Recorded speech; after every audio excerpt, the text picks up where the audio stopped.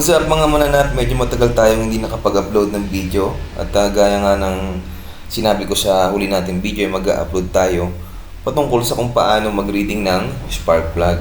So check muna natin yung EGR natin na isa sa mga minodify natin. So far okay naman, pati yung sa side glass natin so far okay naman siya, wala naman siyang leak. Sa pagbabasa ng spark plug, no, una tanggalin mo muna yung spark plug cap. Syempre, para matanggal natin yung spark plug, daan-daan lang, ikutin. Tapos, gumamit kayo ng spark plug tools. May libre yan tuwing bibili kayo ng brand new ng mga motor. Tapos, gamitan nyo lang ng screwdriver. Luwagan nyo ng konti. Kapag maluwag na siya, kamayin nyo na lang. Huwag nyo na gamitin ng tools. Suggested ko yun kasi especially sa pagbabalik dati nung unang panahon pa ng hapon, kung magigpit ako ng spark plug ay grabe. Kaya one time sa dati kong motor, ang nangyari is na lost thread. So malalang gastusan yun. Kailangan mong retread yung spark plug.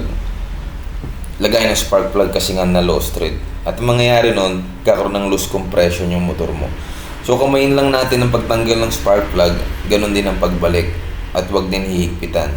So sa spark plug reading, meron tayong chart na sinusunod.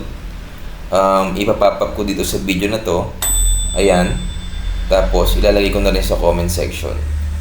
The more na makalawang yung spark plug, the more na mas maganda siya. Yun ang palatandaan sa spark plug reading. Hindi ako expert, no? Pero sa chart lang din ako bumabase. Sa pagkakaalam ko, based sa aking knowledge, kapag maputi yung spark plug mo, ibig sabihin, konti yung gas o yung gas mixture, mas malakas yung kuryente at delikado siya, prone siya sa overheat. Kapag itim naman, sobra-sobra naman yung gas mixture. So paano natin matitimpla na maayos? Hanggat maaari talaga balanse. Balanse si idle, balanse si gas mixture at makukuha natin yung magandang sunog. Depende yan sa mga motor. So ako hanggang ngayon hindi ko pa rin nakukuha yung gusto kong sunog. Gusto ko talaga nangangalawang yung lahat. So adjust lang ako kasi hindi naman tayo expert sa pagtutono. Hanggang sa makuha natin. Pero so far okay naman to. Nangangalawang naman yung niya. Yung gilid nga lang medyo maitim. Kaya tingnan na lang natin kung makukuha natin pagdating ng panahon yung sunog. Pero so far nasa goods naman siya. So yun, sa pagbabalik gaya nga nasabi ko, kamayin nyo muna. Huwag nyo munang gamitan ng tools para hindi siya ma-lost thread. Kasi saktong higpit lang. Kasi kapag sinobrahan mo na higpit yan, possible nga na ma-lost thread. Lalo kayo magkakaroon ng problema. Based on my experience yun.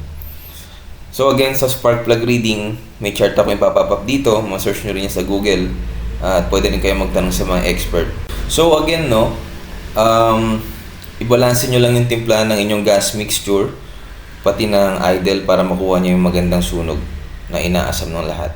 So sana may natutunan kayo. Again, nasa comment section yung spark plug chart.